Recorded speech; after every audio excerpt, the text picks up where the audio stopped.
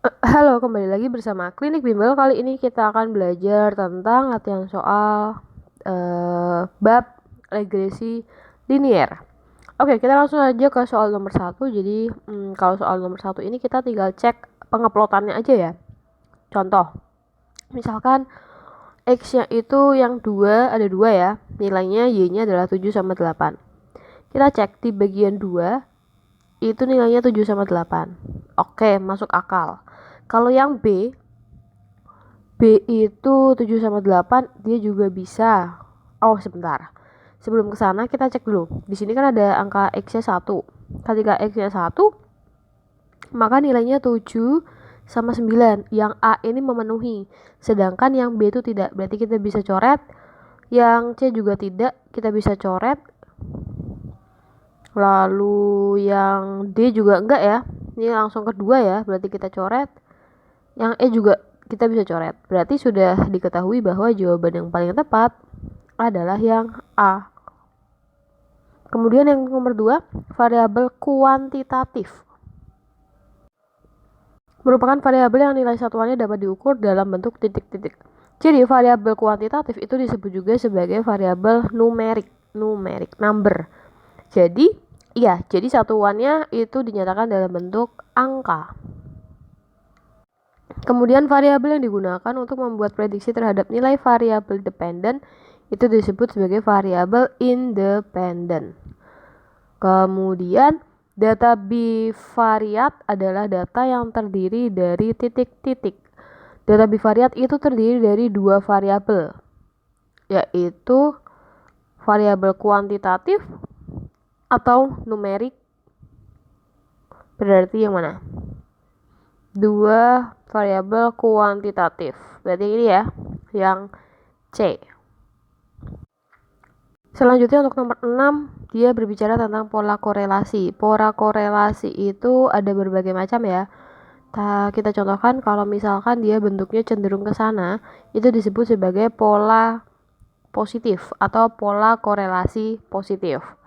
Nah, kalau misalkan arahnya itu ke sini, itu pola negatif atau korelasi negatif.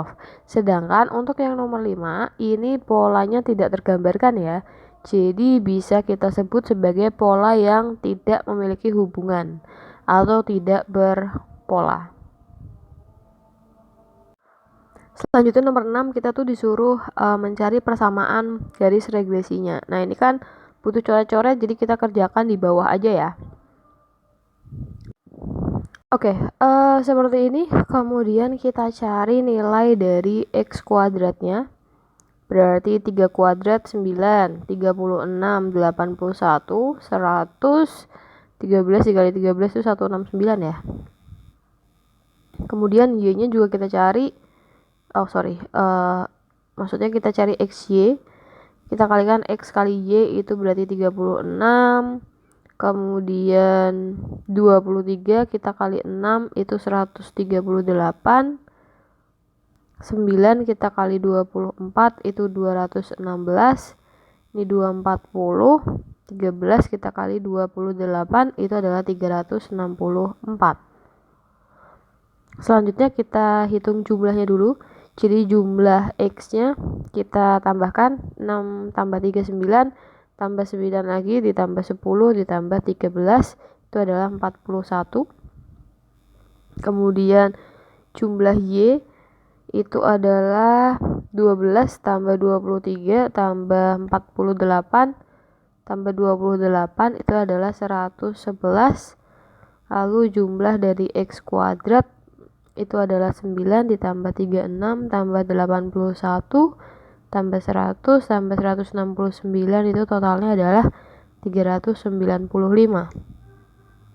Kemudian jumlah dari XY 36 tambah 138 itu adalah 174 tambah 216 390 tambah 240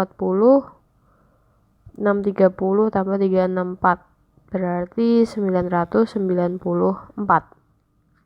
Kemudian dari situ kita bisa menghitung yang pertama itu ada SSXY menggunakan rumus jumlah dari XY dikurangi jumlah X dikali jumlah Y dibagi N.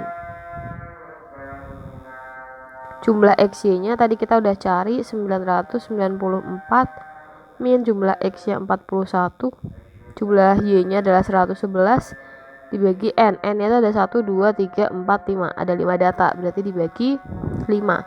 Maka 994 dikurangi 41 dikali 111 itu adalah 4551 dibagi 5. Maka didapatkan 994 dikurangi 4551 dibagi 5 itu adalah 910,2. Kalau kita kurangi dengan 994 hasilnya adalah 83,8. Poin kedua, kita hitung SSX X dengan rumus jumlah X kuadrat dikurangi jumlah X kita kuadratkan dibagi N.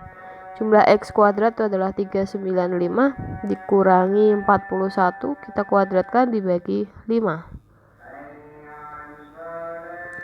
Maka didapatkan 395 dikurangi 41 dikali 41 1681 dibagi 5 sama dengan 395 kita kurangi dengan 1681 kita bagi 5 336,2 berarti dikurangi 395 nilainya adalah 58,8.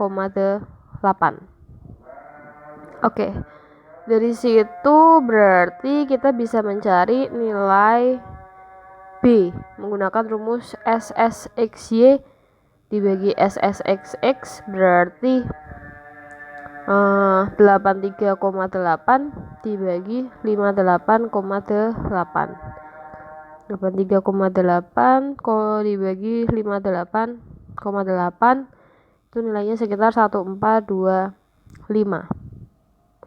Jadi kita udah dapat nilai B-nya. Kemudian dari situ gimana? Dari situ kita mau masukin ke jadi kita kan punya persamaan garisnya adalah Y topi sama dengan A ditambah BX. B-nya sudah dapat, A-nya kita belum dapat ya. Berarti kita cari A dulu. A itu punya rumus Y bar dikurangi BX bar. Kita kan belum dapat Y bar sama X barnya. Kita cari dulu. X bar itu didapatkan dari jumlah X 3 plus 6. Oh, jumlah X nya kan kita udah tahu ya. Jumlah X dibagi N. Jumlah X nya adalah 41 dibagi 5. 41 dibagi 5 itu adalah 8,2. Y barnya berarti jumlah Y dibagi N berarti 111 dibagi 5, maka didapatkan 22,2. Berarti kita tahu nilai A nya adalah 22,2 dikurangi B nya yaitu 1,425 dikali X bar. X barnya adalah 8,2. Maka didapatkan 22,2 dikurangi 1,425 kita kali 8,2 berarti 11,685 ya. Maka dikurangi 22,2 itu sekitar 10,515. Itu adalah nilai A nya. Jadi kita pindah ke sana. Jadi langkah kelima, kita tahu persamaannya adalah Y topi sama dengan A plus BX. A nya kita masukkan 10,515 ditambah B nya adalah 1,425 kali X. Apakah di opsi ada yang sesuai? Kita cek ya, ini diingat-ingat 10,515 1,425. Oke, kita cek 10,515 ya, mungkin ini yang mirip. Terus sama 1,425 tapi positif 1,425x, berarti yang E. Bentar, kita cocokkan. Ya, positif ya, 1,425 berarti benar. Jawabannya adalah yang E. Untuk soal nomor 7, yang ditanyakan adalah rata-rata harga coklat. Harga coklat itu yang ini ya. Berarti kita tinggal jumlahkan aja semuanya. Nanti didapatkan 39.000. Kalian bagi dengan jumlah datanya, yaitu ada 6. Nanti didapatkan 6.500. Jawabannya adalah E. Untuk soal nomor 8, diketahui persamaan garis regresinya. Perhatikan nilai rata-rata siswa yang menghabiskan waktu 5 jam. Oke. Di sini kan variabel yang bisa berubah-ubah adalah durasi waktunya ya, akan menghasilkan nilai yang berbeda-beda. Karena diketahui garis regresinya, berarti kita tinggal masukkan saja 99,884 kita kurangi dengan 6,496, kita kalikan X nya yaitu 5 jam. Nanti didapatkan 99,884 dikurangi dengan 32,48, hasilnya adalah 67,40. Jawabannya adalah yang E. Kemudian prediksi nilai rata-rata yang disebut akan menghabiskan waktu titik jam itu dinamakan dengan interpolasi. Oke, kemarin kita udah belajar tentang interpolasi sama ekstrapolasi ya kalau nggak salah ya. Nah, interpolasi itu yang jangkauannya masih berada di dalam tabel. Jadi kalau 4 jam itu ada nggak datanya di dalam tabel? Kita lihat ya. Kalau durasinya 4 jam itu diwakilkan sama ini. Berarti kan tercantum pada tabel. Kalau tercantum pada tabel, berarti itu masih ada di dalam jangkauan datanya, sehingga disebut dengan pola interpolasi. Berarti jawabannya adalah yang A.